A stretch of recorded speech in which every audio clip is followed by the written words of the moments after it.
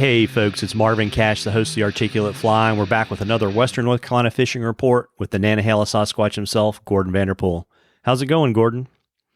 It's going good, brother. What's happening? It's all good. How things in your neck of the woods? Look like you're going to be getting a little bit of rain here in the near future. About to get a tidbit damp here. Yeah. Yeah, we're going to get, looks like a lot over the next 4 days. It's going to be crazy. And so does that pretty much knock you off and you have to go kind of to wild high elevation streams? How long does it take for things to clear up?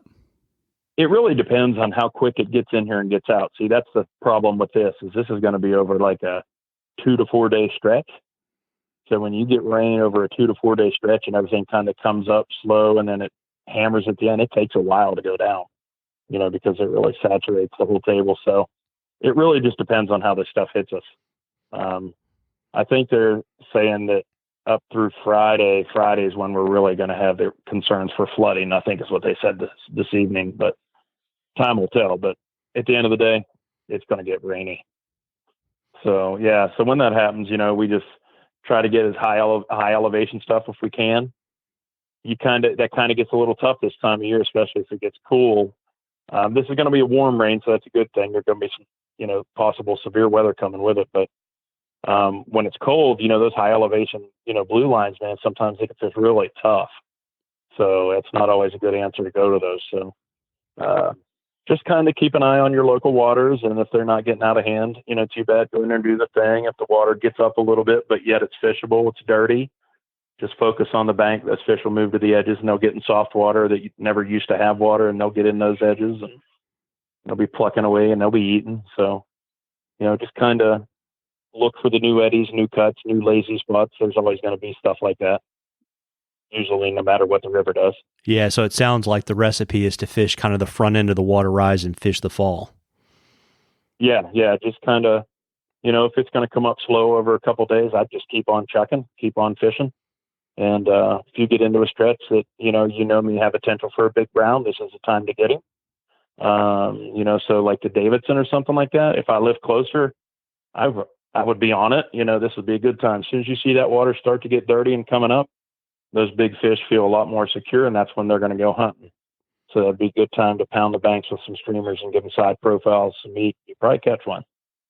And then also too, I guess, the trick is if you're not throwing streamers, what's your opinion on how to get down? I mean, you fish bigger, heavier stuff and it has more surface area and it gets kind of pushed around.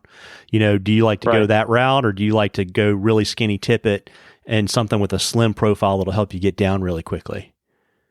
Typically me personally, I don't usually go. I always play this rule. I fish as heavy a tippet as I feel I can get away with on any situation. So if that water is going to get a little dirty, if that water is dirty, I'll probably fish like 5.5 or 5X. That way I know if I stick a big fish, I can get him in and not have to worry about him snapping me off.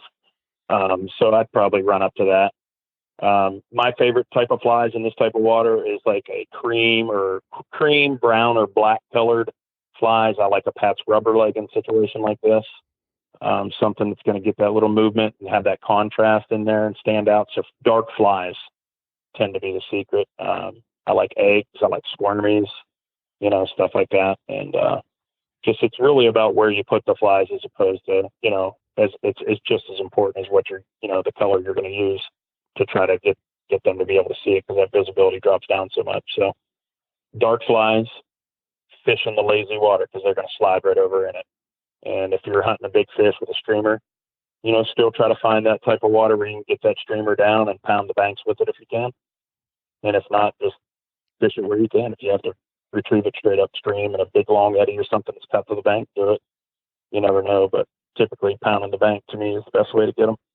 If you're doing it traditional, just give them the side profile so they can T-bone it. Nothing better. Yeah, absolutely. Got it. And, folks, keep your questions coming in. We're actually going to draw next week.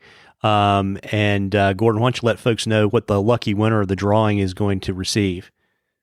Yeah, we're just going to go with a dozen comp flies. I'm going to put in 3 or 4 of my favorite patterns and a couple of each. I'm going to put in, that's what I'll do. I'll probably put 4 different patterns of like literally some of my go-to favorite flies year round, and throw those in there and hope they help you out. Because you know how it is. If you get the secret fly, you're definitely catching more fish. Yeah, there you Everybody go. knows that. Yeah, everybody knows that.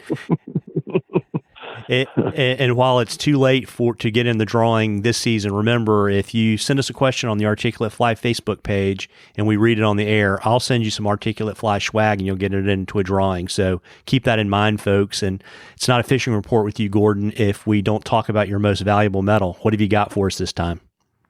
Man, we're going Van Halen Eruption. How about that? That's super classic. Yeah, that's a good one. We already talked about it. So yeah, that's a killer tune. And Marvin, if you don't mind, back to these questions. Like, I can't tell you how many people like I talk to that I don't know, right? And they're like, "Oh man, listen to you on the fishing report. You know, they like it." But yet we're not getting the questions. Wouldn't you agree? Like, I would love multiple questions every fishing report. So, yeah, I mean, if we can get to where there's a question or two every fishing report, man, that'd be great. Like, I love to answer them.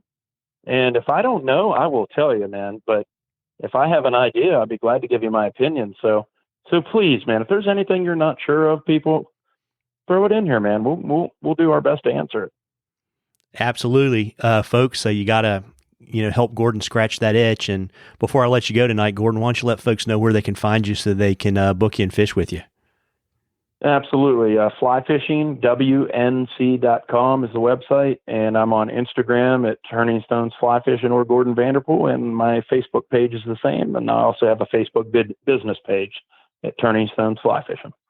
So just reach out. Any questions? I'm here to help. Well, awesome. And folks, try to get out and catch a few, but please be careful. The wading could be a little bit treacherous. Yeah, it's going to get heavy. Tight lines, everybody. Tight lines, Gordon. Thanks. See ya.